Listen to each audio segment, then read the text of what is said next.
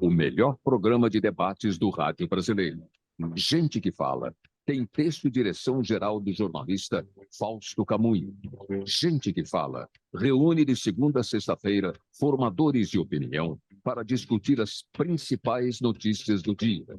Gente que Fala tem o selo de qualidade APCOM.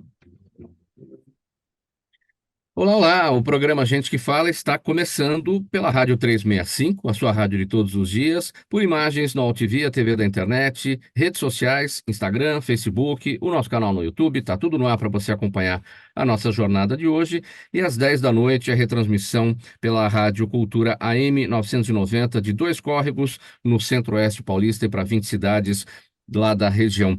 Pela próxima hora, a gente quer você por aí, curtindo, comentando, compartilhando a transmissão do programa Gente que Fala.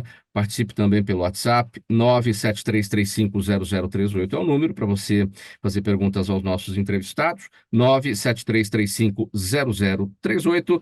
Eu sou o Mauro Fresman, hoje é quinta-feira, nosso espaço aqui aberto, voltado para a nossa parceria com o Gente, é o nosso Gente do MPD que Fala, nossa parceria com o movimento no Ministério Público Democrático e o apoio da Câmara Brasileira de Diagnóstico Laboratorial. Então vamos conhecer os nossos convidados de hoje, que vão analisar os temas por aqui propostos. Doutor Ricardo Prado com a gente, procurador de Justiça aposentado, vice-presidente do movimento do Ministério Público Democrático. Doutor Ricardo Prado, bem-vindo, como estão as coisas? Tudo bem? Olá, Mauro, tudo bem? É um prazer estar sempre aqui, é um prazer poder conversar com os ouvintes, com os telespectadores e com os nossos colegas de bancada, que é sempre uma honra poder estar nessa companhia. Muito obrigado. Obrigado pela presença. O procurador Ricardo Prado está em Jaú, interior de São Paulo. Em Curitiba está a jornalista Kátia Brembati, editora do Estadão. Ela é presidente da Associação Brasileira de Jornalismo Investigativo e professora da Universidade Positivo. Tudo bem, Kátia?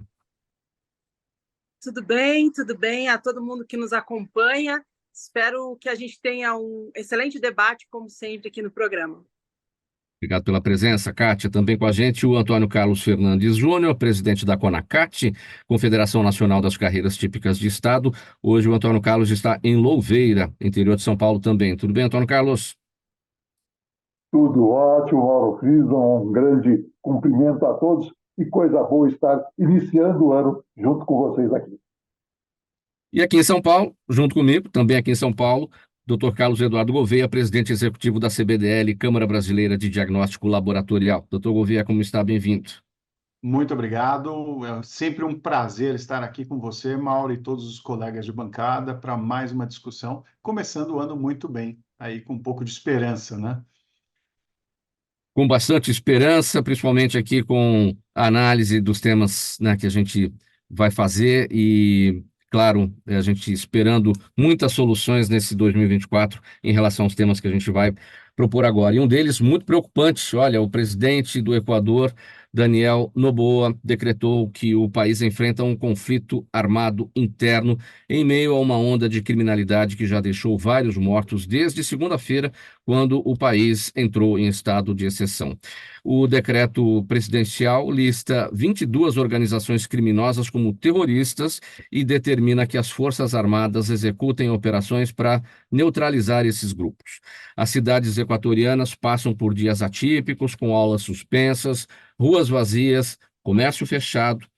E aqui no Brasil, o Itamaraty informou que acompanha com preocupação a escalada de violência no país.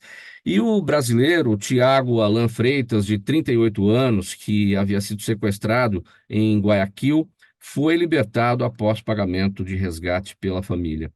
Kátia, eu começo com você a respeito desse tema, essa situação preocupante aqui pela América do Sul. Por que que o Equador chegou a essa explosão de violência, Kátia?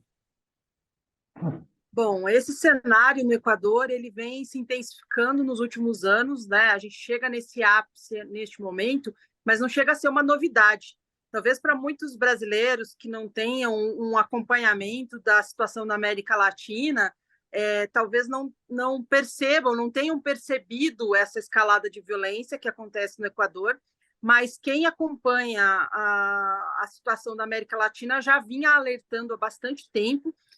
Eu estive em Guayaquil em há 10 anos, né? E já se falava muito nessa questão da violência, principalmente desses grupos organizados de violência, né?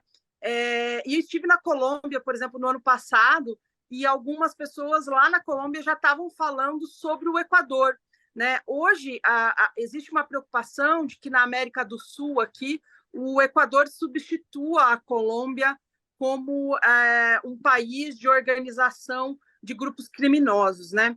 Isso tudo passa por uma série de situações que a gente viu ao longo dos últimos anos, envolvendo acusações de corrupção de governos, né? A gente teve uma série de acusações de corrupção de governo, vários governos, inclusive, atacando a imprensa, né? A gente teve, eu conversei com vários colegas equatorianos que falavam de perseguição pelo governo também, e a gente viu aí nessa semana uma situação muito trágica, né? Que foi a invasão a veículos de comunicação e também a universidades, fazendo reféns. Por que, né, essa invasão a uma televisão? Para que isso ganhe uma dimensão, para que isso, né, essas imagens circularam pelo mundo todo, né? Foram imagens bastante violentas que mostram que o cenário no Equador realmente é de preocupação, realmente é o caso de a gente olhar para o que está acontecendo lá. Doutor Ricardo Prado, uma situação bastante preocupante. O presidente Daniel Noboa, um presidente novo, né, 35, 36 anos de idade, novo de mandato também, foi eleito e assumiu agora em outubro, e com a promessa, né, de enfrentamento aí do crime organizado, que não é uma novidade no Equador, como destacou aqui a Kátia Brembati. Agora, o importante o que o crime organizado mais quer nesse momento, evidentemente, é derrubar o presidente. O que isso não deve acontecer, isso não pode acontecer, e a segurança do presidente lá passa pela união dos países aqui da América do Sul e apoio a ele também, né? Você tem uma situação complexa, né, Mauro? Entendeu? Você tem alguns grupos de organizações que, embora legalmente não sejam reconhecidos, eles têm um poder de fato muito significativo, né? O grupo de drogas é um grupo importante, né?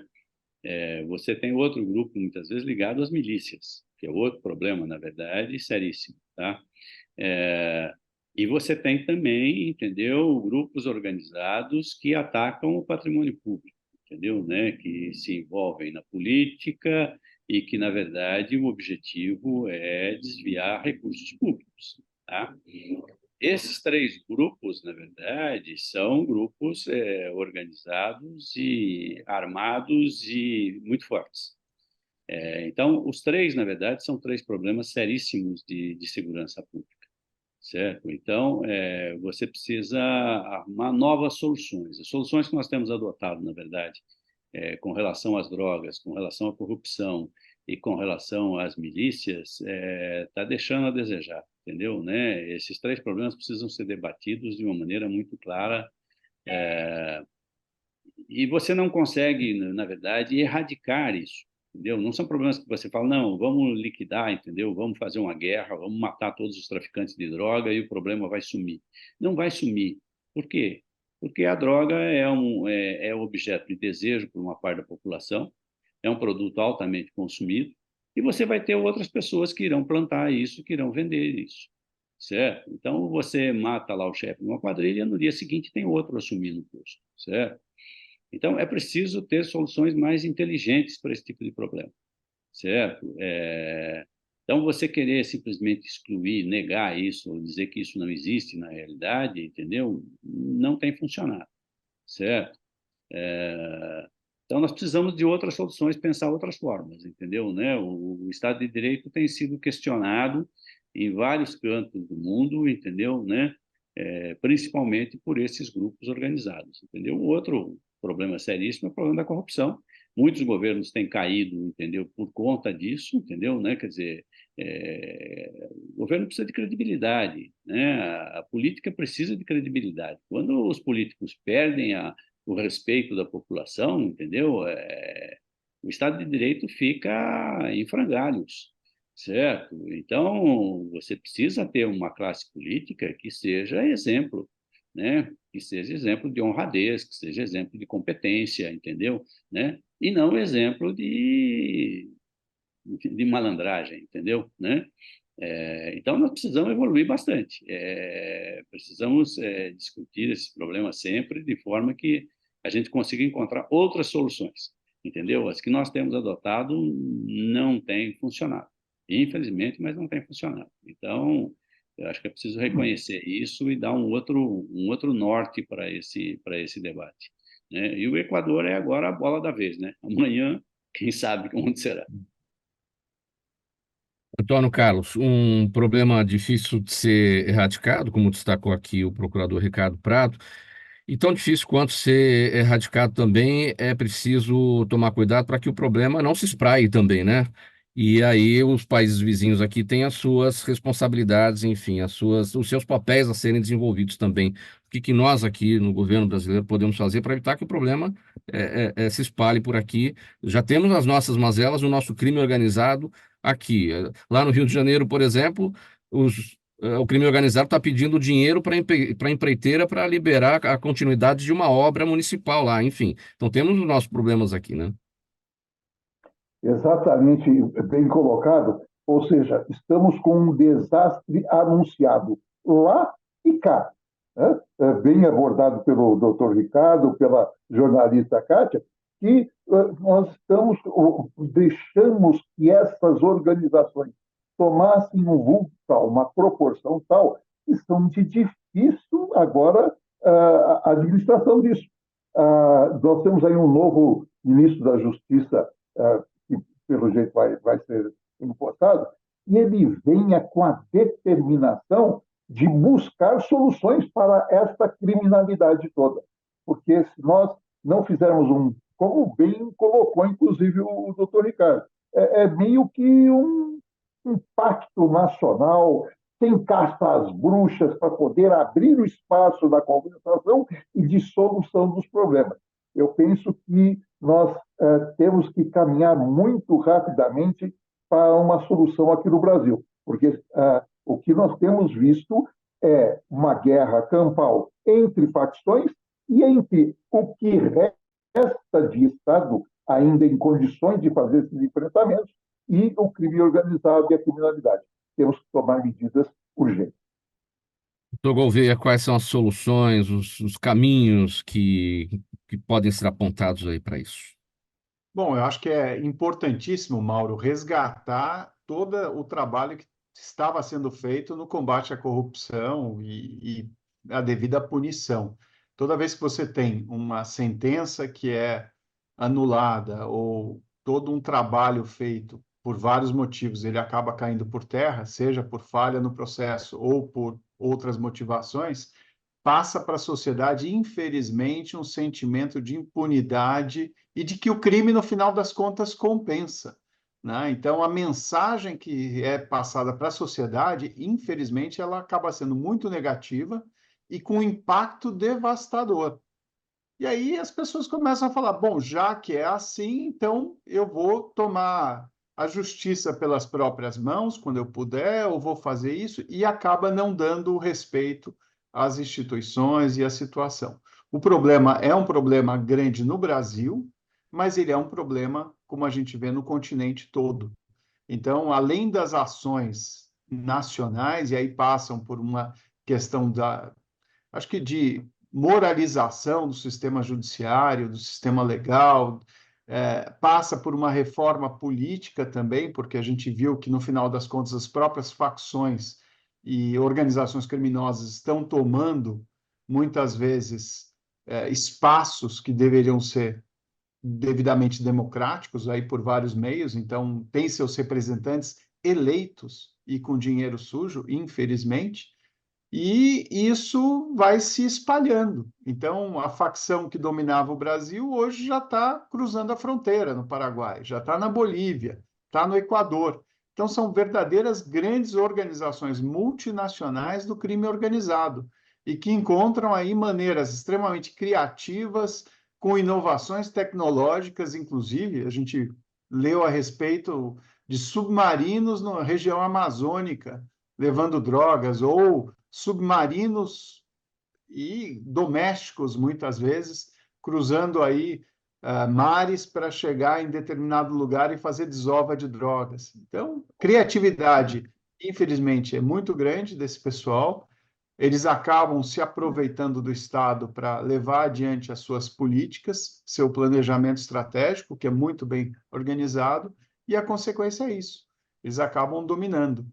Quem estudou no passado a força da sociedade e das sociedades paralelas vê que isso hoje é realidade, né? Kátia, para a gente finalizar esse tópico, mais uma análise aqui. Você tem acompanhado por lá como é que está a situação dos jornalistas investigativos? A gente viu durante a campanha presidencial por lá o assassinato do adversário do Daniel, né, Noboa, o Villavicencio, né, que era jornalista investigativo, né, e que fazia um trabalho, né, também em relação ao que acontece lá com a questão do tráfico de armas e drogas, né? A situação do Equador para o trabalho jornalístico é uma das piores da América Latina, juntamente com a Nicarágua, com a Guatemala e com o México, né? O México é o lugar onde jornalistas mais morrem no mundo, né? A gente tem situações pontuais, como a gente está vendo nas guerras, né? Tanto na Ucrânia, agora o conflito Hamas-Israel, né? Essa semana morreram jornalistas turcos, por exemplo, né? Mas, assim, na cobertura, digamos, rotineira, o México é o pior lugar do mundo, né? E a Guatemala e Nicarágua são lugares também bastante violentos. Mas o Equador vem acumulando aí ao longo dos anos uma situação muito ruim para o exercício do jornalismo, né? Como eu falei, por perseguição de governos, por exemplo, né? Vários jornalistas foram perseguidos fisicamente ou então judicialmente por governos no Equador. E agora essa situação, que é uma situação limítrofe realmente, né, uma situação bastante perigosa, colocaram apresentadores, colocaram jornalistas para fazer apelos diretamente ao presidente, com bombas, com várias armas apontadas para eles ao mesmo tempo, ou seja, cria-se uma situação de insegurança que a gente costuma dizer que a imprensa é uma das primeiras vítimas em qualquer situação de conflito ou situação autocrática, né? Aí não deixa de ser uma tentativa de uma tomada de poder por grupos paralelos, né? Por isso que a imprensa acaba sendo uma vítima. Sim. Vamos seguir aqui com mais um tema nessa edição do programa Gente que Fala de hoje. É o Gente do MPD que Fala, parceria nossa com o Movimento do Ministério Público Democrático e o apoio da Câmara Brasileira de Diagnóstico Laboratorial. Pela Rádio 365, sua rádio de todos os dias, AltV, TV da internet, redes sociais e a reapresentação às 10 da noite pela Rádio Cultura AM 990 de Dois Córregos, no Centro-Oeste Paulista. Olha, a Procuradoria-Geral da República demitiu um assessor de gabinete investigado por disseminação de notícias falsas, por mensagens golpistas contra o Supremo Tribunal Federal pelo WhatsApp. Antônio Palhares, o nome dele, era funcionário comissionado da PGR desde 2020 e foi citado em relatório pela Polícia Federal ou da Polícia Federal enviado ao Supremo na investigação das milícias digitais. Procurador Ricardo Prado, Antônio Palhares demitido em razão dessas mensagens falsas que ele disseminava. E agora falta a punição, né? Perdeu o emprego, mas ele precisa ser punido. Está fechado seu áudio, procurador. Agora sim. Obrigado. Eu acho que realmente essa é a questão, Mauro, entendeu? Né? Eu acho que a perda do emprego não deixa de ser uma punição, entendeu? Né? Você tem que cortar o vínculo da pessoa que demonstra não ter condições de trabalhar dentro de uma instituição que tem, por um dos seus objetivos, a manutenção da democracia, certo? Quer dizer, papel do Ministério Público está escrito na nossa Constituição que ele deve defender a democracia. Então, quando você tem dentro do Ministério Público um membro que, na verdade, começa a defender golpe de Estado, entendeu? Né? Você tem que colocar para fora, entendeu? Ele não está de acordo com os objetivos da instituição, certo? Então, eu acho que isso É o primeiro ponto, as decisões têm que ser tomadas, entendeu, né? É óbvio que você tem que garantir para a pessoa aí o seu direito de defesa, entendeu? Para não ser vítima, às vezes, de armação de outros inimigos, etc., porque a gente sabe que essas coisas também existem, né? Mas, uma vez constatado realmente o fato, você tem que tomar providências, e a primeira providência realmente é essa, certo? Você tem que demitir a pessoa, certo? Na esfera criminal, aí precisa ver especificamente qual é o fato imputado para você ver a responsabilidade, né? Nós temos alguns crimes realmente previstos na legislação, no Código Penal, como tentativas de golpe contra o Estado Democrático de Direito, né? Você tem várias pessoas respondendo por esses crimes que estão envolvidas nos atos do dia 8 de janeiro do ano passado, né? Então, se houver configuração, realmente participação, né, em algum desses fatos, aí você terá também um processo criminal. Normalmente é um pouco mais lento, né? O processo administrativo consegue ser mais rápido do que o processo criminal, entendeu? O importante é que as responsabilidades estejam sendo apuradas e os fatos estejam sendo responsabilizados de acordo com a sua culpa, de acordo com a sua responsabilidade. Isso é muito importante. As instituições não podem, isso é um ponto que é fundamental para o Estado Democrático de Direito. A gente acompanhou muito isso no Ministério Público de São Paulo durante vários anos, entendeu? Você não pode ficar passando mão em quem, na verdade, está fazendo coisa errada. Você não pode ficar passando pano, não pode ficar tergiversando, deixando para lá, entendeu, né? Com punições, às vezes, extremamente brandas, etc., porque você vai comprometendo a instituição, certo? A instituição, a integridade da instituição está ligada à integridade dos seus membros. Então, se você permitir, né, batata podre dentro do saco de batata, ele estraga o restante. Então, esse é o primeiro ponto, isso é fundamental. Quer dizer, não está correspondendo, não está de acordo com os objetivos da instituição, rua. Isso é fundamental. Isso as instituições de Estado têm que zelar de forma como item primeiro, né? Você precisa ter a coisa funcionando redonda de acordo com os objetivos previstos na legislação. Esse é o primeiro ponto. Kátia, sua análise, demissão, portanto, o que esse episódio nos traz? A demissão do Antônio Palhares, o assessor de gabinete lá da PGR, acusado, né, de disseminação de notícias falsas, mensagens contra o STF. Então, esse é o meu dia a dia, tá? Não disseminar notícias falsas, não é isso. Mas no Estadão eu trabalho no núcleo de checagem chamado Estadão Verifica, que é o que faz checagens de desinformação distribuídas por aí, né? E eu queria aproveitar essa minha experiência para falar para vocês que a gente tem aí uma visão, às vezes, equivocada de que só pessoas sem instrução disseminam conteúdo falso. Não é verdade. Claro que a gente tem pessoas, né, sem instrução fazendo isso, mas a gente tem muitas pessoas com nível superior, funcionários públicos, né? Então, a gente tem, por exemplo, médicos distribuindo desinformação sobre saúde pública, né?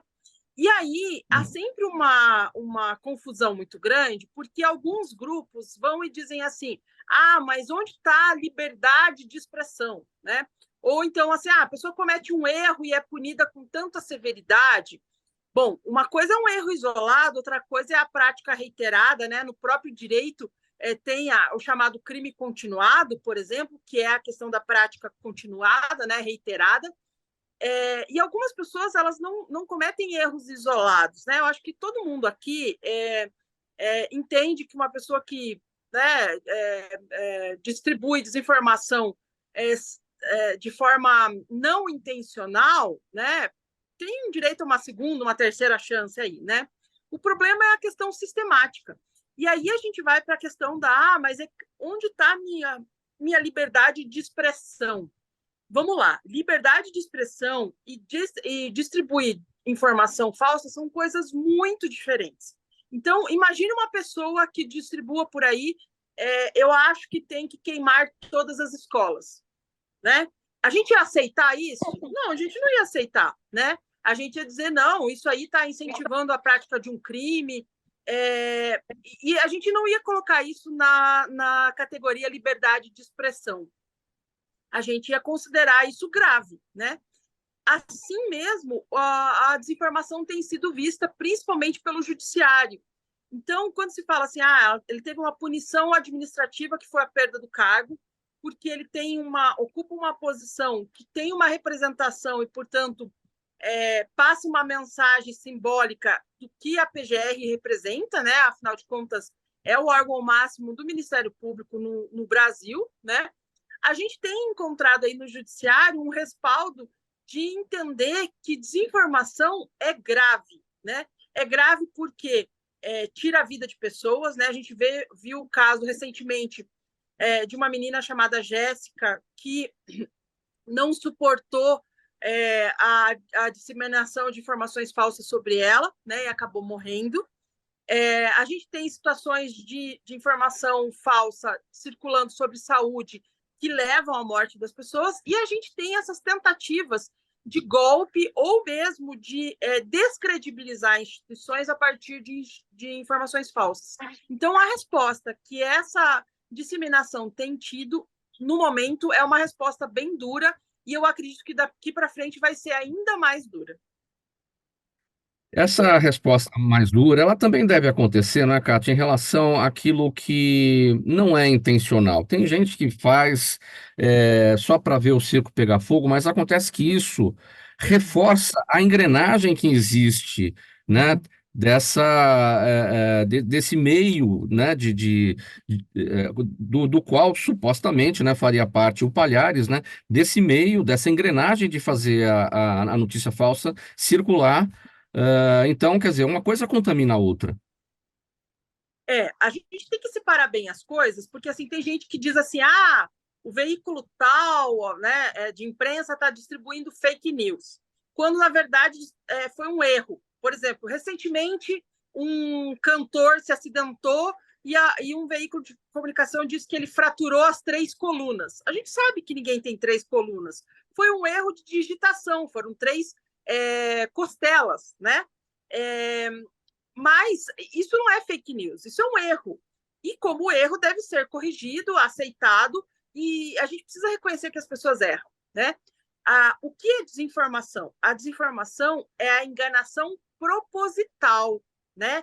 Com consequências. Então, vamos pensar lá, vamos lembrar do ano passado, quando começou a circular que ia ter atentados em várias escolas do Brasil, né?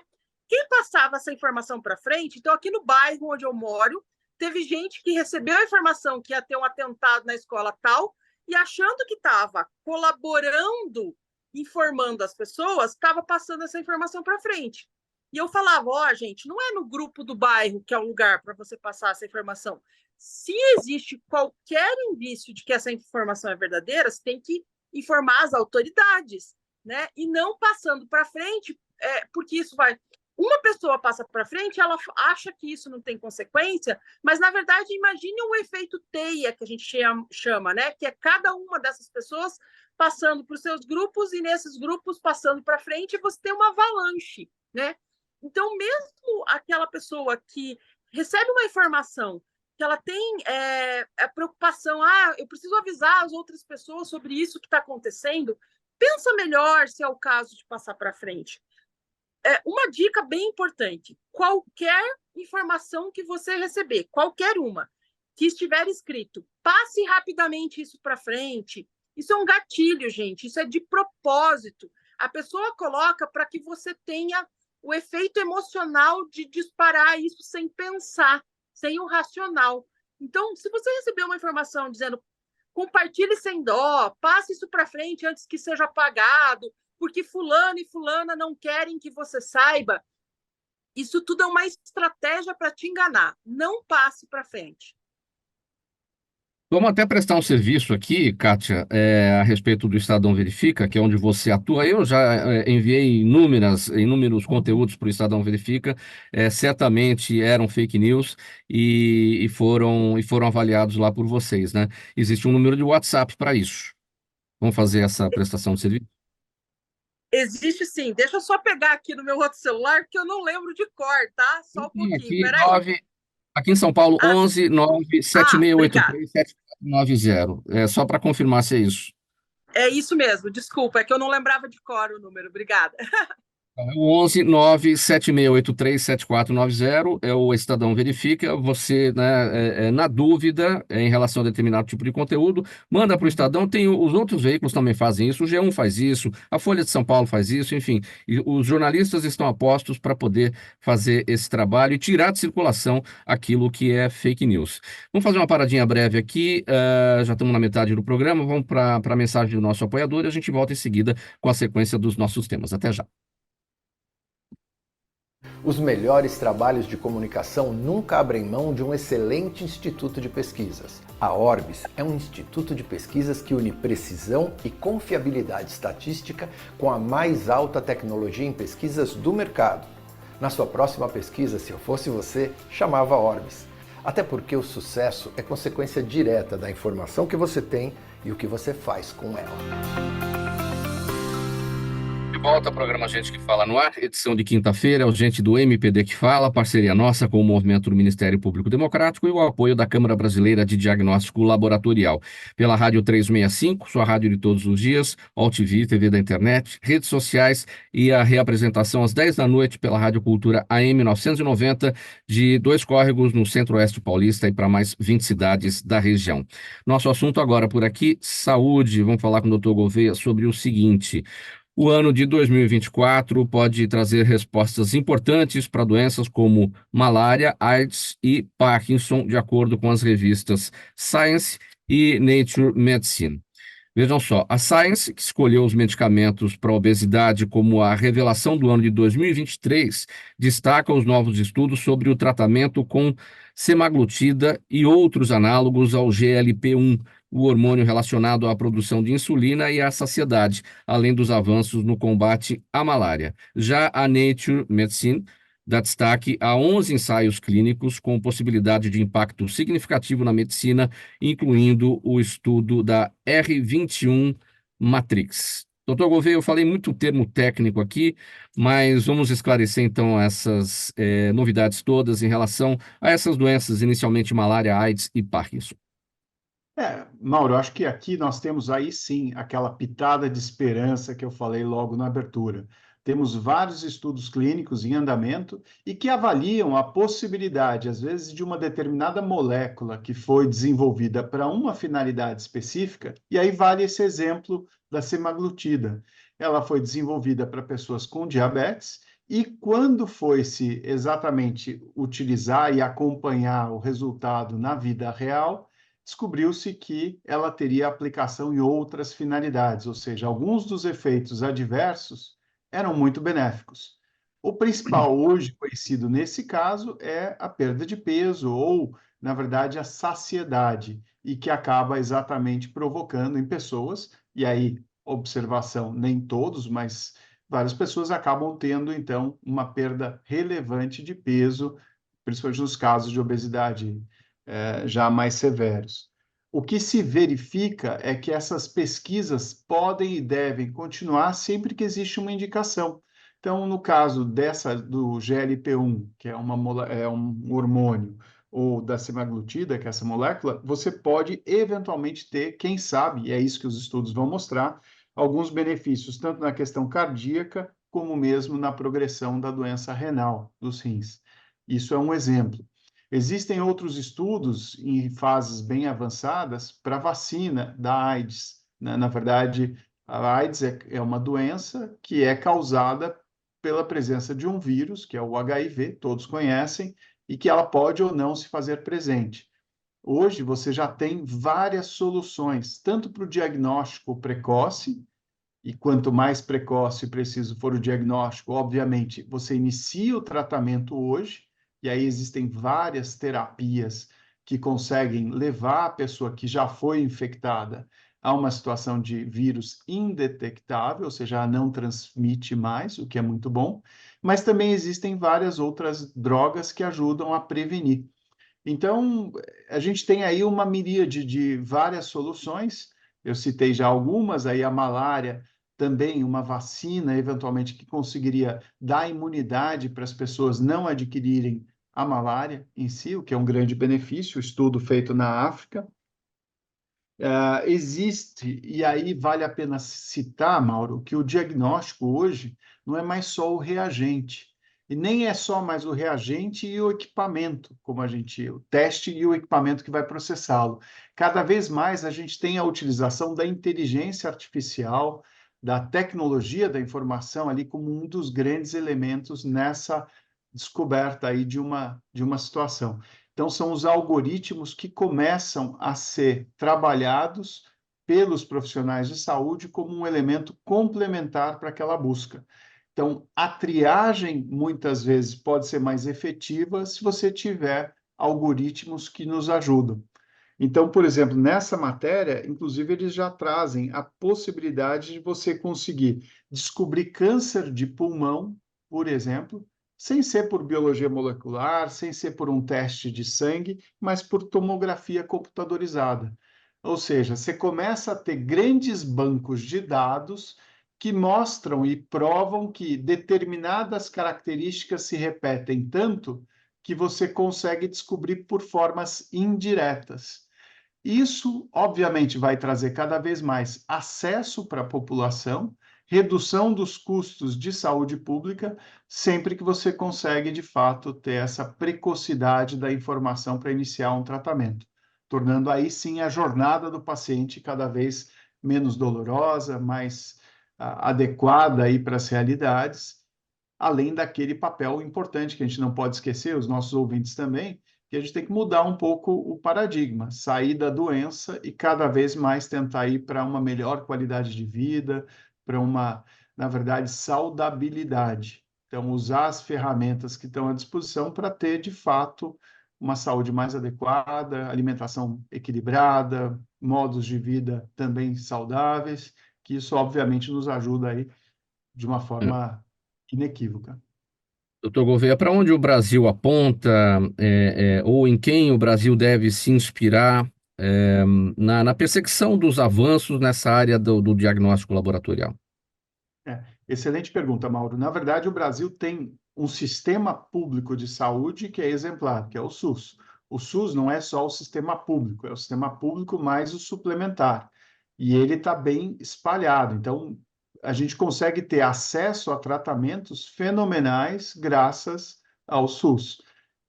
Ele tem uma parte acadêmica muito forte. O país tem grandes cientistas que muitas vezes desgostosos ou desesperançosos acabam indo para fora, mas continuam pesquisando e trazem para cá. E a gente tem um sistema de incorporação de tecnologia que está bem estruturado. Na verdade, o SUS, através da Conitec, que é um departamento do Ministério da Saúde, com vários outros especialistas, e a ANS, que tem aí também um processo próprio, eles têm um critério muito objetivo para avaliação das novas tecnologias de saúde, com prazos bem definidos, em que a população pode, inclusive, fazer parte através das audiências ou consultas públicas em determinada parte do processo. Então, eu diria que o Brasil tem esperança, porque ele tem um sistema muito bem estruturado. Dá para melhorar? Com certeza, a gente precisa melhorar bastante. E a gente acaba se inspirando nos bons exemplos aí fora. Eu diria, tanto Europa quanto Estados Unidos e Ásia, a gente acaba tendo grandes cientistas que têm a sua participação global muito bem referendada e aplaudida, com grande capacidade de conhecimento e troca de informações. A gente falava há pouco, doutor Gouveia, sobre a questão das fake news, né? E a saúde foi muito impactada por isso aí nos últimos anos. Enfim, a saúde, a medicina, a ciência estão se refazendo desses ataques. Ela consegue, com o passar do tempo, esclarecer bem as coisas. Eu recebi esses dias no meu WhatsApp, muita gente recebeu, uma fake news envolvendo o jornalista César Tralli. Foi só a vacina da Covid fazer parte do calendário oficial de vacinação no Brasil, pronto, começaram as fake news novamente em relação à vacinação da Covid, e aí dessa vez envolvendo aí o nome do jornalista César Tralli, dizendo que a vacina da Covid anda matando muita gente por aí. Enfim, como é que dá para lidar com isso, doutor Gouveia? Esse é o grande desafio do momento. Como que você consegue, ao mesmo tempo, combater as fake news, combater o uso criminoso de mídias de comunicação, informais ou formais, para levar informação desencontrada. Então, a Kátia falou muito bem do caso dessa menina que acabou tirando a própria vida por uma pressão social. A gente tem a questão da saúde mental, que muitas vezes pessoas acabam acreditando de forma tão forte que acabam entrando nesse ritmo e até de boa fé espalham notícias erradas porque acham que estão fazendo bem, então acabam sendo cúmplices, mas não são os geradores da notícia. Então, eu acho que a gente tem que ir na origem, e na origem é quem tem, inclusive, benefício econômico para disseminar aquela informação. E hoje a gente tem verdadeiros mecanismos nas redes sociais para promover determinada notícia, para promover ou para anular pessoas ou temas. Então, isso é criminoso, isso eu acho que tem que ser perseguido.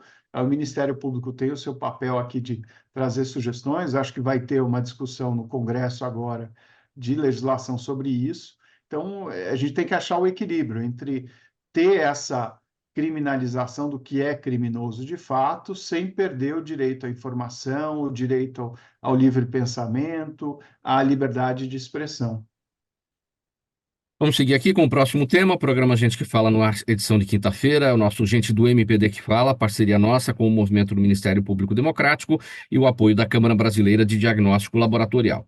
Rádio 365, sua rádio de todos os dias, OTV, a TV da internet, redes sociais, reapresentação às 10 da noite pela Rádio Cultura AM 990 e 2 córregos no Centro-Oeste Paulista.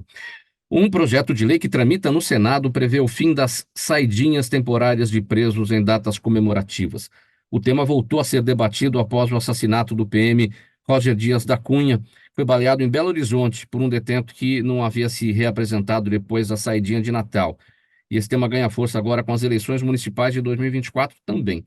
A saidinha divide opiniões entre especialistas. Uma parte defende a manutenção da lei com aperfeiçoamento nos critérios de concessão, e outros dizem que a saída temporária gera mais crimes. Antônio Carlos, sua avaliação sobre esse tema. Há quem diga que o assunto não pode ser debatido no calor do momento, porque isso contamina a discussão, não sei o quê, mas não se debate no calor do momento e nem no frio do momento, então, para onde a gente caminha? Esse parece ser, Mauro, um típico caso que, inclusive, a gente tem acompanhado na imprensa de uma maneira geral, uma grande movimentação e crítica por esse tema não estar sendo pautado no Congresso e sendo discutido, indo para o plenário para chegar-se a uma conclusão sobre isso. E nós entendemos que este tema, nós teríamos que ter mecanismos até de fazer com que o Congresso tivesse que pautar, tivesse que discutir necessariamente. Como você bem colocou, não se discute nem quando o tema está frio, nem quando o tema está em efervescência. E nós, até, me permito dizer, fazemos parte de um grupo que apresentou uma sugestão legislativa ao Congresso, uma sugestão de PEC, que chamamos de PEC da pauta popular, que faz com que, por exemplo, um número X de assinaturas da sociedade, tá, regimental qualquer definido, faça com que necessariamente um projeto seja pautado. Este é um típico caso de um projeto que a sociedade, com certeza, teria uma grande mobilização para que fosse pautado e discutido. Sim, temos que fazer essa discussão, fazer com que o Congresso aborde em profundidade, porque não deixar como está simplesmente é inaceitável. Nós, a todo ano, assistimos essa mesma história, essas mesmas consequências. Então, algo tem que ser feito, algo tem que ser mudado, sim, e o Congresso tem que ser pautado. Procurador Ricardo Prado. Pois é, o Congresso tem que ser pautado, como destacou aqui o Antônio Carlos, e aí as coisas não andam nem no calor do momento e nem quando o tema também está fora do debate, e aí alguém chega e provoca o Supremo Tribunal Federal. Aí o Supremo Tribunal Federal começa a atuar nisso, aí vão dizer, ah, não, já está fazendo ativismo ali, né? Mas não tem jeito, se o Congresso não fizer, acaba indo parar lá, no Supremo Tribunal Federal. Você tem um problema aí das ideias que estão por trás, entendeu? Né? Você tem quem enxergue a prisão como punição, e você tem quem enxergue a prisão como um mecanismo de ressocialização do preso. Saidinha entra nessa história de você tentar ressocializar o preso, né? Quer dizer, o cara cometeu um erro, não estava vivendo bem em sociedade, você recolhe, prende ele, passa um tempo e aí você deveria devolvê-lo à sociedade melhor do que ele ingressou no presídio, né? E para você testar isso, você dá essas saidinhas, entendeu? Para ver se ele já está em condições de voltar à sociedade ou não, tá? O problema todo é que esse sistema não funciona, né? O presídio virou uma escola de criminalidade e não um sistema de ressocialização, certo? Os presídios nossos, entendeu? São grandes prisões, e que o Estado perde o controle sobre os próprios estabelecimentos, muitas vezes, virou outro problema. Quer dizer, você tem um problema com o indivíduo solto e você passa a ter dois problemas com o indivíduo preso. Porque, além de você ter o problema do crime, você tem o problema de você ajudar na organização criminosa, certo? Não é de relembrar que o PCC nasceu dentro do presídio de São Paulo. Nasceu por causa do episódio do Carandiru, certo? O que você teve de lá, entendeu? Você tinha um presídio com 8.000 pessoas e hoje você tem o resultado, que é uma organização criminosa que já é uma multinacional, porque ela está envolvida já em diversos países, certo? Então, nós precisamos tomar muito cuidado com o que nós estamos fazendo com os presídios, entendeu? Eles são um problema também à parte, entendeu? Eles eram para ser uma solução, mas se transformaram num grande problema, certo? Então, você precisa deixar nos presídios apenas as pessoas que são realmente extremamente perigosas, que não podem ficar em sociedade, você levar para lá, entendeu? Pessoas que têm seus defeitos, têm suas falhas, entendeu?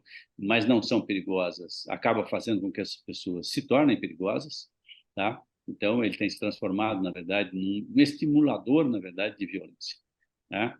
Então, você precisa cortar esse ciclo. Nós exportamos a criminalidade, nós pegamos os presos perigosos de São Paulo e levamos para o interior do estado, né, para a região oeste do estado, construímos uma série de presídios nessas regiões, entendeu? E levamos toda a tecnologia do crime organizado para o interior, certo? E depois levamos para os outros estados, entendeu? Começamos a exportar criminoso para outros presídios federais, etc. E isso foi exportando tecnologia, na verdade, para o país inteiro, certo? Então, foram alguns erros sucessivos que foram tomados e que precisariam ser corrigidos. O preso deveria ficar na localidade onde ele cometeu o crime, num presídio o menor possível, certo? O menor possível. Ele precisa conviver com pessoas boas ao redor dele. Se ele for conviver com pessoas piores do que ele vai ficar pior, certo? Então, você não vai conseguir consertar ninguém, na verdade, usando esse sistema. Então, a saidinha está dentro de um sistema que não funciona. E, por isso, ela também não funciona, certo? Então, cortar isso ajuda? Talvez, mas é uma gota ainda dentro da dimensão do problema. Último tema para análise de vocês aqui nessa edição do programa Gente que Fala de hoje, gente do MPD que Fala, parceria nossa com o Movimento do Ministério Público Democrático e o apoio da Câmara Brasileira de Diagnóstico Laboratorial. Kátia, Ao menos 20 meninas e mulheres procuraram o Hospital Maternidade Vila Nova Cachoeirinha, aqui em São Paulo, para realizar um procedimento de aborto legal desde que o serviço foi suspenso pela Prefeitura de São Paulo há 3 semanas. Nenhuma delas foi atendida e algumas tiveram que procurar hospitais de outros estados para a realização do aborto legal previsto em lei. Segundo a Prefeitura, a paralisação do serviço no Hospital Maternidade Vila Nova Cachoeirinha é temporária para atender cirurgias eletivas, mutirões cirúrgicos e outros procedimentos envolvendo a saúde da mulher. A mulher é vítima 2 vezes, não é, Kátia? Primeiro, da violência sexual, do estupro, e depois, no não atendimento do seu direito de aborto legal previsto em lei. Exatamente, né? A questão acaba indo para um viés ideológico, né? Muitas vezes a gente sabe que existe uma espécie de romaria, digamos assim, para lugares em que o atendimento é mais humanizado, mais, né, rápido.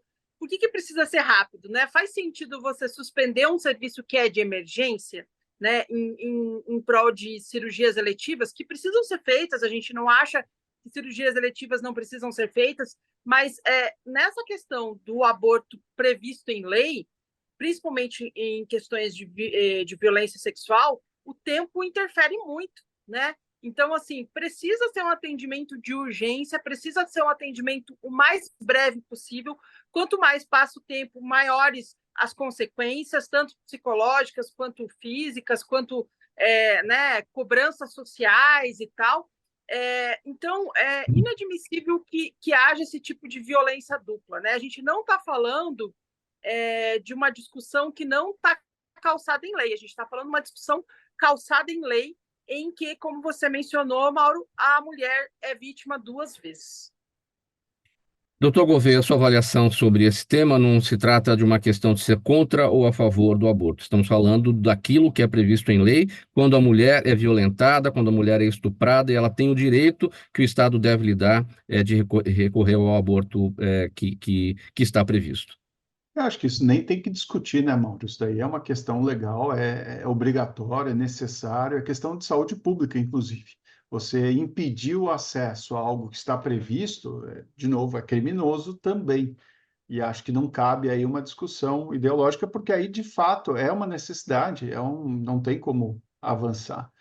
E essa questão do transporte, aí é até pauta para outra questão também, mas essa questão de você ter que recorrer a outras cidades, outras regiões para fazer um atendimento também é algo que precisa ser revisto.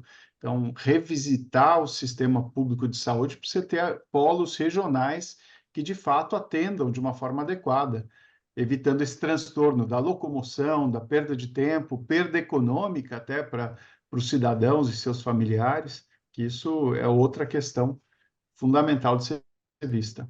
Mas aí na matéria é lamentável isso. Antônio Carlos, sua avaliação sobre esse tema.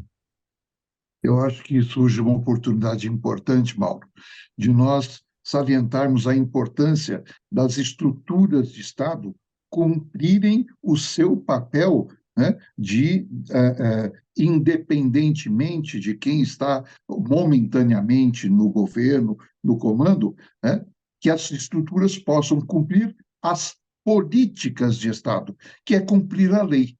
Né? Foi bem colocado aí pela Kátia, que sem questões ideológicas, né? Não pode haver a ideologia fazendo o direcionamento. O objetivo é fazer com que os governos legitimamente eleitos, tá, possam propor novas medidas, novas sugestões de como deve funcionar a estrutura de Estado, e a sedimentação disso pela sociedade fará com que as estruturas de Estado façam isso, transformem isso em políticas de Estado em vez de políticas de governo. Essa sedimentação, acho que surge um bom momento para que esta unidade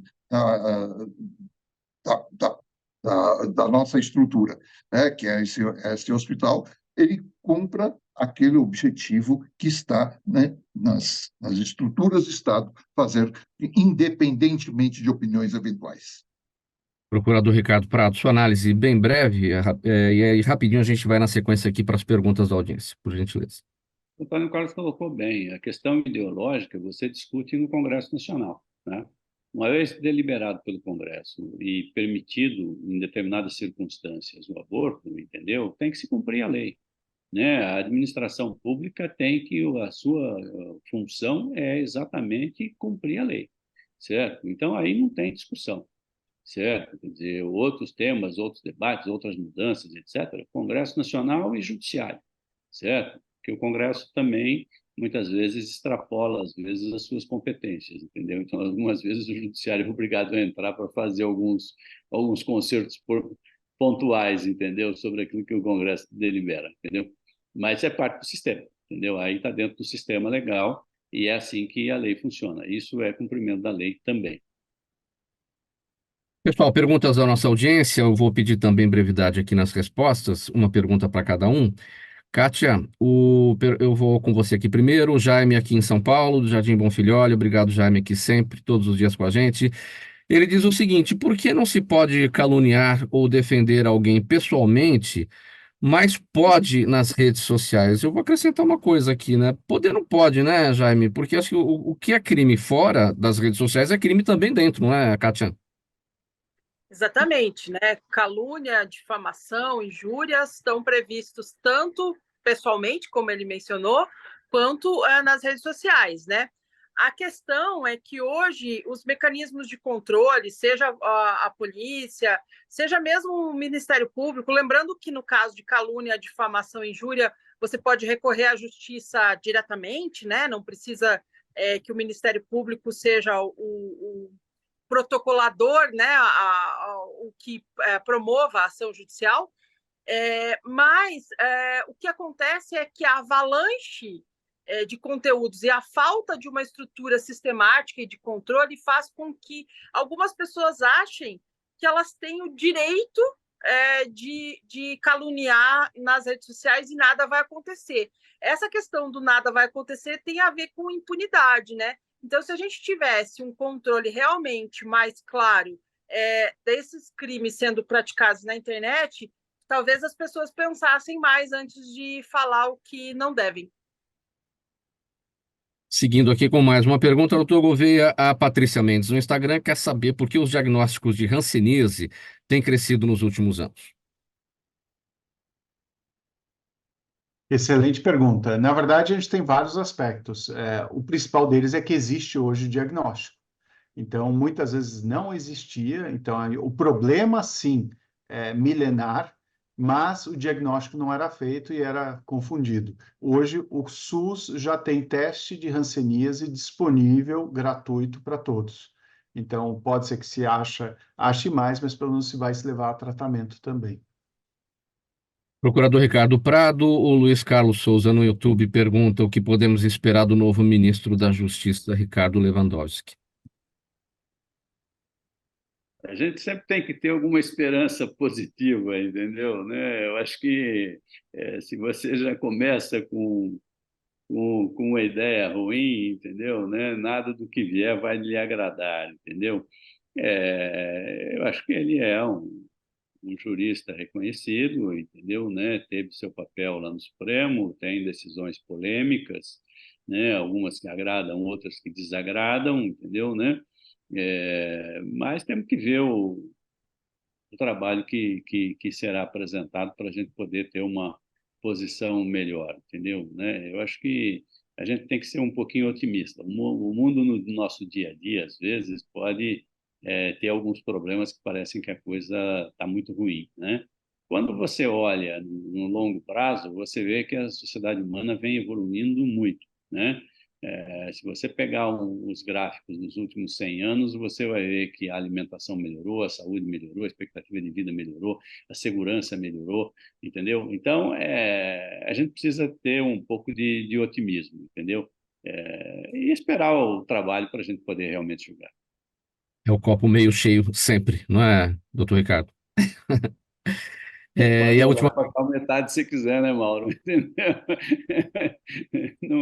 Não vai mudar a realidade, mas pelo menos muda a imaginação da gente, que já é alguma coisa.